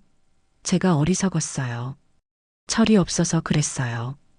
어머님 마음이 그렇게 깊으신 줄도 모르고 제발 한 번만 용서해 주세요. 네. 어머님, 저 이대로 쫓겨나면 지훈이랑 저희 남편은 길거리에 나앉아야 해요. 제발 저희 불쌍해서라도 거두어 주세요. 제가 앞으로 정말 잘할게요. 어머님 업고 다닐게요. 네. 민주는 제 바짓가랑이를 붙잡고 서럽게 울며 애원했습니다. 병원에서 아들을 속여 넘길 때 보여주었던 그 눈물 연기가 또다시 시작된 것이었죠. 아들 현수는 그 모습에 마음이 약해졌는지 제 옆에서 함께 무릎을 꿇었습니다. 엄마, 제발 민주가 저렇게까지 싹싹 빌잖아요. 한 번만, 이번 한 번만 용서해 주시면 안 될까요? 제가 앞으로 민주 교육 똑바로 시킬게요. 다시는 엄마 속 썩이는 일 없도록 할게요. 제 얼굴 봐서라도 제발이요. 두 사람이 제 앞에서 무릎을 꿇고 눈물로 호소하는 광경은 실로 가관이었습니다. 예전에 저였다면 마음 약한 아들의 저 말 한마디에 며느리의 저 악어의 눈물에 또다시 속아 넘어갔을지도 모릅니다. 하지만 저는 더 이상 과거의 김자영이 아니었습니다. 저는 제 다리를 붙잡은 며느리의 손을 경멸스럽게 내려다보며 싸늘하게 입을 열었습니다. 그 더러운 눈물, 당장 그치지 못할까? 제 말에 민주의 울음소리가 순간 멈칫했습니다. 내가 흘리는 그 눈물이 나를 속이기 위한 연기라는 것을 내가 모를 것 같으냐? 그리고 한 가지 더. 저는 몸을 숙여 민주의 눈을 똑바로 쳐다보며 한 글자 한 글자 힘주어 말했습니다. 다시는 너의 그 더러운 입에 내 손주, 지훈이의 이름을 올리지 마라. 내가 지훈이를 위한다는 그 말이 내게는 세상에서 가장 역겨운 소리로 들리니 제 눈에 담긴 서늘한 살기를 읽었는지 민주는 저도 모르게 제 다리를 놓쳤습니다. 그녀의 눈에 처음으로 공포가 어리는 것을 보았어요. 저는 자리에서 일어나 두 사람을 내려다보며 마지막 통보를 했습니다. 일주일이다. 그 안에 너희 스스로 나가지 않으면 나는 내 방식대로 너희를 끌어낼 것이다. 그 과정에서 너희가 어떤 수모를 겪게 되든 그건 모두 너희가 자초한 일이니 나를 원망하지 마라. 그 후 일주일은 그야말로 지옥 같은 시간이었습니다. 아들과 며느리는 포기하지 않고 온갖 방법으로 제 마음을 돌리려 애썼습니다. 현수는 매일 밤 제 방문 앞에서 제가 어렸을 적 좋아했던 음식을 사들고 와 용서를 빌었고 민주는 갑자기 살가운 며느리로 돌변해 제 어깨를 주무르거나 제가 좋아하는 드라마를 함께 보자고 청하기도 했습니다. 하지만 그들의 모든 행동은 제게 그저 가증스러운 연기로만 보일 뿐이었어요. 저는 그들에게 눈길 한 번 주지 않고 투명인간처럼 대했습니다. 식사도 제 방에서 혼자 해결했고 그들이 말을 걸어오면 아무것도 듣지 못했다는 듯 제 할 일만 했습니다. 그들의 발악이 거세질수록 제 결심은 더욱 단단해져만 갔습니다. 그들은 자신들이 저지른 잘못을 반성하는 것이 아니라 오직 이 안락한 보금자리와 돈줄을 잃게 될까봐 두려워하고 있을 뿐이라는 것을 저는 너무나도 잘 알고 있었으니까요. 그들의 저항은 그들의 죄를 더욱 선명하게 드러내는 증거가 될 뿐이었습니다. 제가 제시한 일주일의 마지막 날이 밝았습니다. 그동안 아들 내외의 회유와 협박, 눈물 어린 호소는 계속되었지만 제 마음은 바위처럼 흔들리지 않았습니다. 오히려 그들의 뻔뻔한 연극을 지켜보며 제 결심은 더욱 확고해졌죠. 마침내 모든 것을 포기했는지 그날 아침 집안의 분위기는 폭풍이 휩쓸고 간 뒤처럼 고요했습니다. 아들은 일찌감치 포장이사 업체에 전화를 걸었고 며느리는 퉁퉁 부은 눈으로 자기 방에 틀어박혀 나오지 않았습니다. 저는 그 모든 상황을 제 방에서 조용히 지켜보았습니다. 오후가 되자 이삿짐 센터 트럭이 골목으로 들어서는 것이 보였습니다. 건장한 남자 직원들이 집으로 들어와 짐을 싸기 시작했어요. 저는 거실 소파에 앉아 그 광경을 말없이 지켜보았습니다. 가장 먼저 제 눈에 들어온 것은 며느리 민주의 행동이었습니다. 그녀는 직원들에게 일일이 지시하며 고가의 가구와 가전제품들을 모두 자기네 짐이라며 챙기기 시작했습니다.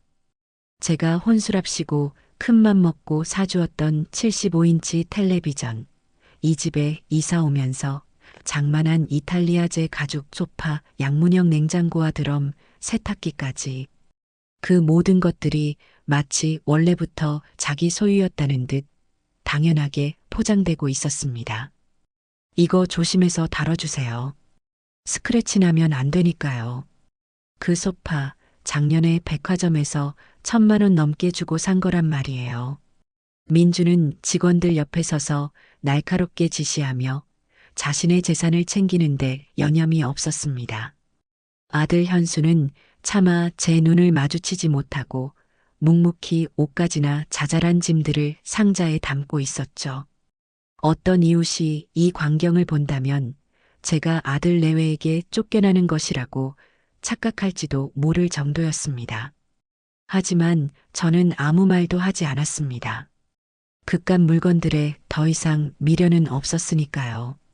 저에게는 그 물건들보다 더 소중한 것, 바로 제 인생의 자유와 존엄을 되찾는 것이 중요했습니다. 저것들은 제가 그 자유를 얻기 위해 지불하는 마지막 비용이라고 생각하기로 했어요. 며느리가 저 소파와 텔레비전을 가져가는 대신 저는 제 삶의 주도권을 되찾는 것이었습니다. 그렇게 생각하니 오히려 마음이 편안해졌습니다. 짐이 거의 다 트럭에 실리고 집안이 휑하게 비어갈 무렵 며느리가 제 앞으로 다가왔습니다. 그녀의 눈에는 더 이상 눈물이나 애원은 없었어요. 오직 차가운 분노와 경멸만이 가득했습니다. 정말 행복하시겠어요, 어머님. 피부치 같은 아들 며느리를 이렇게 매정하게 내쫓으시니 이제 두 발 뻗고 편히 주무시겠네요. 그래. 아주 편안하게 잘 수 있을 것 같구나. 제 담담한 대답에 민주는 어이가 없다는 듯 코웃음을 쳤습니다. 두고 보세요. 저희 없이 어머님 혼자서 얼마나 잘 사시는지요. 늙어서 병들고 외로워도 저희 찾아올 생각은 꿈도 꾸지 마세요. 저희도 어머님 같은 사람은 이제 가족이라고 생각 안 할 거니까요. 그래주면 나야 고맙지. 앞으로는 서로 볼 일 없이 각자의 인생을 살아가도록 하자꾸나. 제 말에 민주는 더 이상 할 말이 없다는 듯 분한 표정으로 뒤돌아 현관으로 향했습니다. 마지막까지 자신의 잘못은 인정하지 않고 모든 것을 제 탓으로 돌리려는 그 모습이 참으로 가련했습니다. 모든 짐을 실은 트럭이 떠날 준비를 마쳤습니다. 아들 현수가 마지막으로 집안을 한번 둘러보더니 제 앞에 와서 섰습니다. 그의 얼굴은 착잡함과 원망, 그리고 약간의 미련이 뒤섞여 복잡한 표정을 띠고 있었죠. 엄마 정말 이렇게까지 하셔야만 했어요? 그것이 아들이 제게 던진 마지막 질문이었습니다. 그 안에는 왜 나를 버리느냐는 원망이 담겨 있었어요. 저는 제 앞에 선 40이 넘도록 어른이 되지 못한 아들을 똑바로 쳐다보며 제 인생의 마지막 가르침을 전했습니다. 현수야, 너는 아직도 너가 무엇을 잘못했는지 모르는 것 같구나. 너는 너의 아내와 나 사이에서 방관자가 되었고, 결국에는 너의 아내와 한패가 되어 나를 기만했다. 너는 아들이 아니라 며느리의 꼭두각시였을 뿐이야. 제 직설적인 말에 아들의 얼굴이 하얗게 질렸습니다. 나는 더 이상 너의 울타리가 되어줄 수 없다.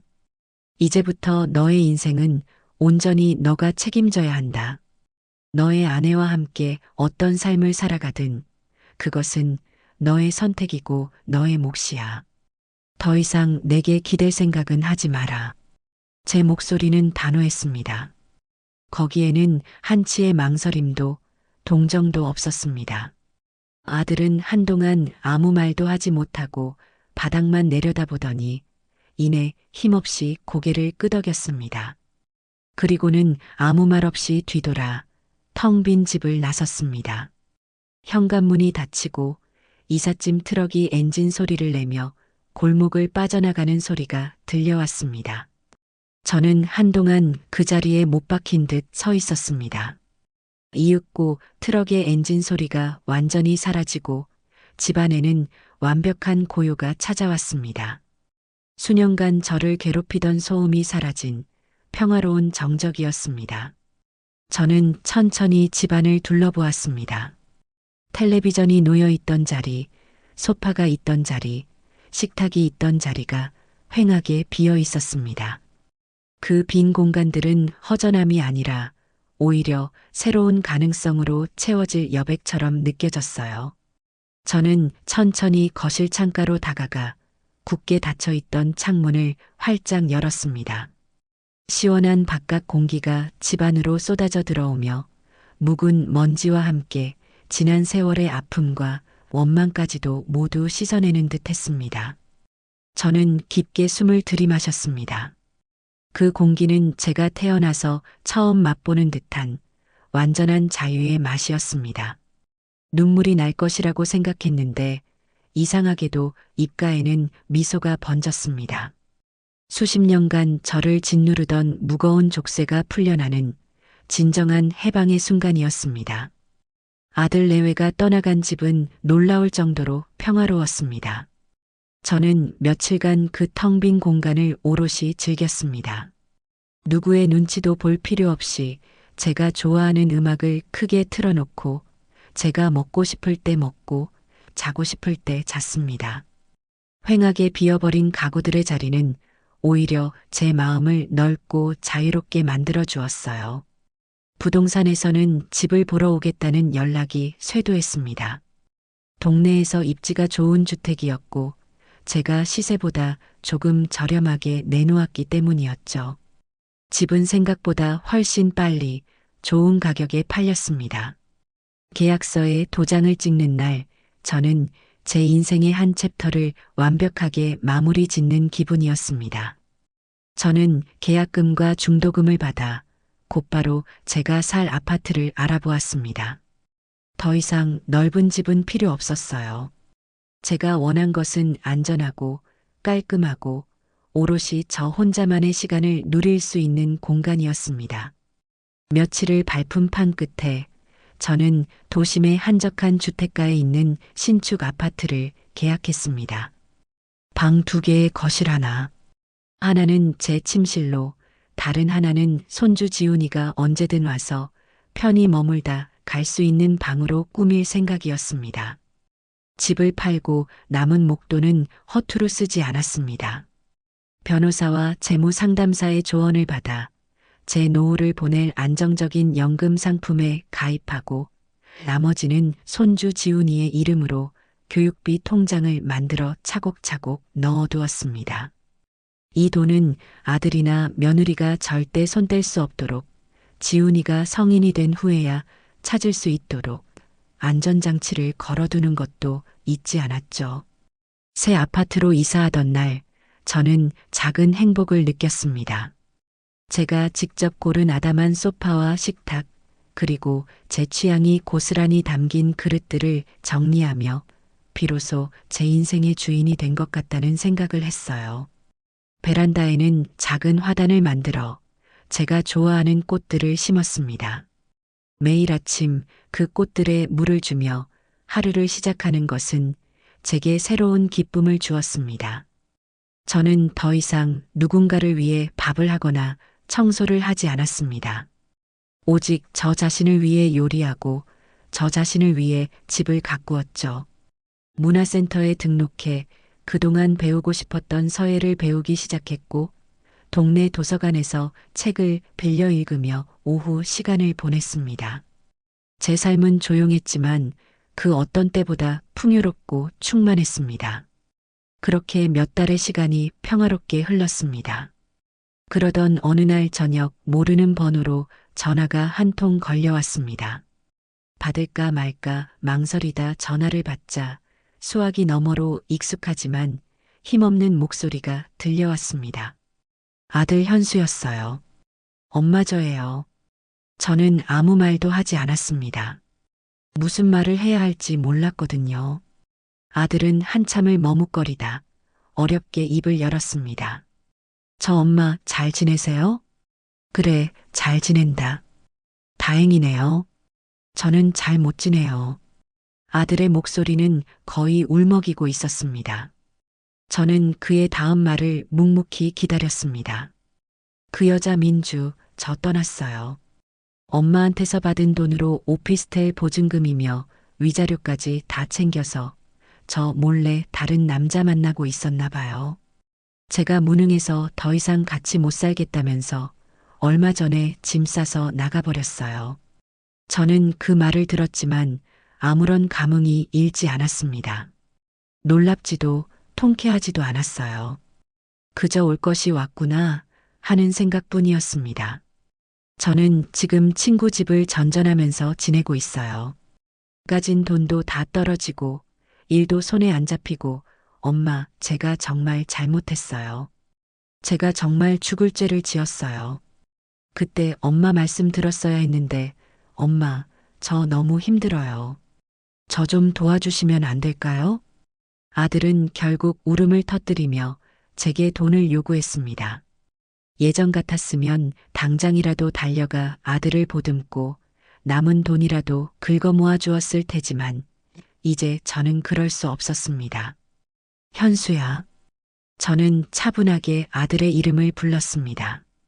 너의 인생은 너의 것이라고 내가 분명히 말했을 텐데 나는 더 이상 너의 금전적인 문제를 해결해 줄 수 없다. 스스로 일어서거라. 그게 너가 지은 죄에 대한 벌이고 너가 앞으로 살아가야 할 방법이다. 엄마 어떻게 그렇게 매정하세요? 그래도 제가 엄마 아들이잖아요. 아들이기 이전에 너는 한 가정을 책임져야 할 성인 남자였다. 그 책임을 방기한 것은 너 자신이야. 저는 단호하게 선을 그었습니다. 하지만 마지막 한 가닥의 끈은 남겨두었어요. 다만 지훈이는 보고 싶구나. 지훈이 보고 싶으면 언제든 연락하렴. 그리고 밥은 굶지 말고 다니고. 그 말을 끝으로 저는 전화를 끊었습니다. 마음이 아프지 않았다면 거짓말이겠지만 후회는 없었습니다. 이것이 제가 제 아들에게 해줄 수 있는 마지막 사랑의 방식이었습니다. 주말에 저는 아들과 연락해 지훈이를 만났습니다. 약속 장소에 나타난 아들은 몇 달 사이에 깡마르고 초췌해져 있었습니다. 하지만 저는 애써 그 모습을 외면하고 지훈이의 손을 잡는데 집중했어요. 아빠와 단둘이 지내서인지 아이는 예전보다 조금 어두워 보였지만 저를 보자마자 환하게 웃으며 품에 안겼습니다. 할머니, 보고 싶었어요. 우리 강아지, 할머니도 너무너무 보고 싶었어. 저는 지훈이를 데리고 백화점으로 갔습니다. 아이의 옷과 신발, 장난감을 사주고 아이가 가장 좋아하는 돈가스를 사주었어요. 지훈이는 오랜만에 편안한 얼굴로 제잘거리며 즐거워했습니다. 집으로 돌아오는 길, 제 손을 꼭 잡은 지훈이가 물었습니다. 할머니, 이제 엄마는 안 와요? 저는 잠시 아이의 눈을 들여다보다가 솔직하게 말해주기로 했습니다. 응, 엄마는 아주 멀리 갔단다. 이제는 할머니랑 아빠랑 우리 지훈이랑 셋이서 더 씩씩하고 행복하게 살아야 해. 지훈아, 걱정하지 마. 할머니가 언제나 너의 가장 든든한 버팀목이 되어줄게. 무슨 일이 있어도 할머니는 항상 지훈이 편이야. 약속? 제 말에 아이는 고개를 끄덕이며 제 품에 다시 한번 꽉 안겼습니다. 그 작은 온기를 느끼며 저는 비로소 깨달았습니다. 제가 그 지옥 같은 집에서 뛰쳐나와 지키고 싶었던 것이 바로 이것이었음을. 이 아이의 순수한 미소와 따뜻한 온기, 그리고 평화로운 미래. 제2의 인생은 바로 이 순간부터 진짜로 시작되는 것이었습니다. 창밖으로 비치는 노을이 그 어느 때보다 따뜻하고 아름답게 느껴졌습니다. 새로운 보금자리에서의 아침은 언제나 클래식 음악과 함께 시작되었습니다. 예전 그 집에서는 상상도 할 수 없었던 일이었죠. 며느리 민주는 시끄럽다며 신경질을 냈을 것이고 아들 현수는 며느리의 눈치를 보며 볼륨을 줄이라고 했을 겁니다. 하지만 이제 이 공간의 주인은 오직 저, 김자영 뿐이었습니다. 저는 제가 좋아하는 브람스의 교향곡을 들으며 베란다 화단에 정성껏 심어놓은 꽃들에게 물을 주었습니다. 아침 햇살을 듬뿍 머금고 피어나는 제라늄과 페투니아를 보고 있으면 제 마음도 덩달아 화사해지는 기분이었어요. 예전에는 누군가를 위해 밥을 짓고 집을 치우는 것이 제 아침의 의무였다면 이제는 오롯이 저 자신을 위한 시간을 가꾸는 것으로 하루를 열었습니다. 이것이 진정한 삶이 아닐까 저는 매일 아침 생각했습니다. 아들 내외를 내보낸 지 어느덧 1년이라는 시간이 흘렀습니다. 그동안 제 삶에는 많은 변화가 있었습니다. 가장 큰 변화는 더 이상 누군가의 감정을 살피거나 눈치를 보지 않게 되었다는 점입니다. 저는 제가 하고 싶은 것을 하고 만나고 싶은 사람을 만났습니다. 문화센터에서 시작한 서예는 제법 솜씨가 늘어 얼마 전에는 작은 전시회에 제 작품을 출품하기도 했습니다. 심청사달 마음이 맑으면 모든 일이 잘 이루어진다는 뜻의 그 글귀는 지난 제 삶을 돌아보고 앞으로의 날들을 다짐하는 저의 좌우명이 되었습니다. 함께 서예를 배우는 친구들도 생겼어요. 비슷한 연배의 그들과 함께 밥을 먹고 차를 마시며 소소한 일상을 나누는 것은 제게 큰 즐거움을 주었습니다. 예전에는 아들 내외라는 좁은 세상에 갇혀 제가 얼마나 외롭게 살았는지조차 깨닫지 못했었죠. 손주 지훈이는 주말마다 저희 집에서 함께 시간을 보냈습니다. 아들 현수는 처음 몇 번은 아이를 데려다 주며 제게 용서를 구하고 재결합을 암시하려 애썼지만 제가 매번 단호한 태도를 보이자 이내 포기한 듯 보였습니다. 이제는 그저 묵묵히 아이만 현관문 앞에 데려다주고 돌아가곤 했죠. 지훈이는 제 집을 할머니 궁전이라고 불렀습니다. 아이를 위한 방에는 아이가 좋아하는 공룡 인형과 로봇 장난감, 그리고 동화책으로 가득 채워져 있었거든요. 저희는 함께 쿠키를 굽고 거실에 엎드려 그림을 그리고 때로는 근처 공원으로 나가 자전거를 타기도 했습니다.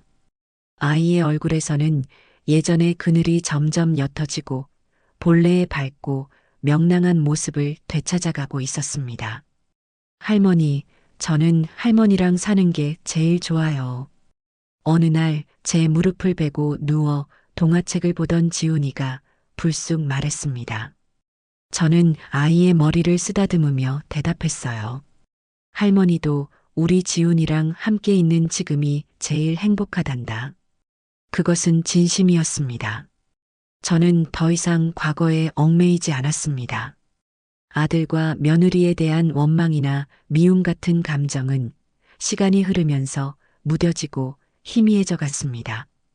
그들은 이제 제 삶의 일부가 아니었고 가끔씩 떠오르는 희미한 흉터 같은 존재일 뿐이었습니다. 그러던 어느 날 문화센터 친구들과 점심을 먹고 헤어져 집으로 돌아오는 길이었습니다. 아파트 단지 앞 상가에서 우연히 예전 동네에서 가깝게 지냈던 이웃을 마주쳤습니다. 저를 알아본 그 이웃은 반가워하며 제게 다가왔죠. 어머, 자영 씨, 여기서 다 만나네. 이 근처로 이사 오셨어요? 얼굴이 아주 환해지셨네. 네, 안녕하세요. 어쩌다 보니 그렇게 됐네요. 잘 지내시죠? 오랜만에 만난 이웃과의 대화는 자연스럽게 아들 내외의 소식으로 이어졌습니다. 저는 굳이 묻지 않았지만 그 이웃은 제가 궁금해할 것이라고 생각했는지 먼저 입을 열었어요. 참, 자영 씨 아드님 소식 들었어요? 그 예쁘장하던 며느리랑 결국 이혼했다면서요? 쯧쯧, 듣자 하니 며느리가 위자료를 단단히 챙겨서 다른 남자한테로 갖다나 봐. 아드님은 지금 월세방 전전하면서 아주 힘들게 지낸다고 하더라고. 사람이 어쩜 그렇게 한순간에 훅 갈 수가 있는지 몰라. 저는 그저 묵묵히 듣고만 있었습니다. 마음속에 어떤 동요도 잃지 않았어요. 그들의 불행이 제 행복의 증거가 되는 것은 아니었으니까요. 그들은 그들이 뿌린 씨앗의 열매를 거두고 있을 뿐이었습니다. 이웃은 제 담담한 표정을 보며 말을 이었습니다. 그래도 자영 씨는 그때 정말 잘 결정하신 거야. 우리가 뒤에서 얼마나 걱정했는지 몰라. 그 며느리 동네에서도 소문이 안 좋았잖아. 자영 씨 돈 보고 결혼한 거라는 둥, 시어머니를 아주 종 부리듯 한다는 둥.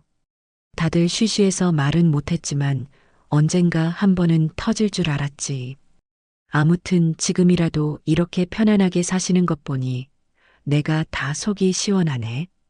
이웃과의 대화를 마치고 집으로 돌아오며 저는 많은 생각을 했습니다. 결국 모든 것은 제자리로 돌아가는구나. 탐욕과 거짓으로 쌓아 올린 성은 언젠가는 무너지게 마련이고 진실과 성실함은 더디더라도 결국 빛을 발하게 되는구나. 제가 겪었던 고통의 시간들이 결코 헛된 것이 아니었음을, 그것은 제가 진정한 제 삶을 찾기 위한 하나의 과정이었음을 비로소 깨달았습니다. 그 주말, 지훈이가 저희 집에서 함께 저녁을 먹고 있을 때였습니다. 텔레비전 뉴스에서 어려운 이웃을 돕자는 캠페인이 나오고 있었어요. 그 모습을 물끄러미 보던 지훈이가 제게 물었습니다. 할머니, 저 사람들은 왜 저렇게 힘들게 살아요? 세상에는 여러 가지 이유로 어려움을 겪는 사람들이 있단다. 돈이 없어서 아파도 병원에 가지 못하는 사람도 있고, 살 집이 없어서 추운 겨울을 길에서 보내야 하는 사람도 있지. 정말요? 너무 불쌍하다. 지훈이는 진심으로 안타까운 표정을 지었습니다. 저는 그런 아이의 모습이 기특해서 머리를 쓰다듬어주며 말했어요. 그래서 우리는 우리가 가진 것을 나눌 줄 알아야 한단다. 아주 작은 것이라도 괜찮아. 어려운 사람들을 돕고 함께 살아가려고 노력하는 마음이 중요한 거야. 다음 날 저는 지훈이의 손을 잡고 주민센터에 갔습니다. 그리고 제 이름과 지훈이의 이름으로 매달 일정 금액을 불우한 이웃을 위해 기부하겠다는 신청서를 작성했습니다. 큰 금액은 아니었지만 그것은 제게 큰 의미가 있는 행동이었습니다. 과거에 저는 오직 제 가족, 제 아들과 며느리라는 좁은 울타리 안에 갇혀 있었습니다. 그들을 위해 제 모든 것을 바쳤지만 돌아온 것은 배신과 상처뿐이었죠. 하지만 이제 저는 더 넓은 세상을 볼 수 있게 되었습니다. 제 작은 나눔이 얼굴도 모르는 누군가에게 작은 희망이 될 수 있다는 사실이 제 마음을 따뜻하게 만들었습니다. 그것은 며느리의 명품 가방을 사주거나 아들의 빚을 갚아줄 때와는 비교할 수 없는 진정한 충만함과 기쁨이었습니다. 어느덧 겨울이 지나고 따스한 봄 햇살이 창가에 가득한 오후였습니다. 저는 베란다에서 새로 사온 라벤더 화분을 옮겨 심고 있었어요. 향긋한 라벤더 향기가 바람을 타고 거실로 퍼져나갔습니다. 그때 거실에 놓아둔 제 휴대폰이 울렸습니다. 발신자는 아들 현수였습니다. 이제는 더 이상 그의 전화를 피하지 않았습니다. 무슨 일이니? 엄마 저 일자리 구했어요. 큰 회사는 아니지만 다시 시작해 보려고요. 수화기 너머로 들려오는 아들의 목소리는 예전보다 훨씬 차분하고 안정되어 있었습니다. 그래, 잘 생각했다. 열심히 해보렴. 그리고 저 지훈이한테 부끄럽지 않은 아빠가 될게요. 시간은 좀 걸리겠지만 꼭 제 힘으로 일어서서 지훈이 데려올게요. 그때까지 지훈이 좀 잘 부탁드립니다. 아들은 처음으로 제게 돈이 아닌 부탁을 했습니다.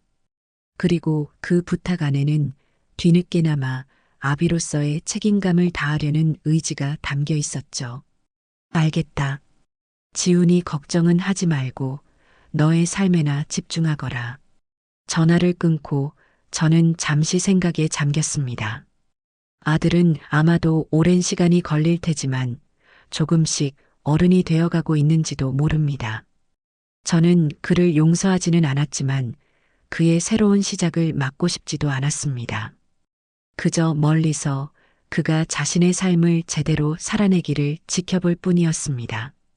그날 오후 저는 지훈이와 함께 집 근처 공원으로 산책을 나갔습니다. 활짝 핀 벚꽃이 눈처럼 흩날리고 있었어요. 우리는 벤치에 앉아 솜사탕을 나눠 먹으며 까르르 웃는 아이들의 모습을 바라보았습니다.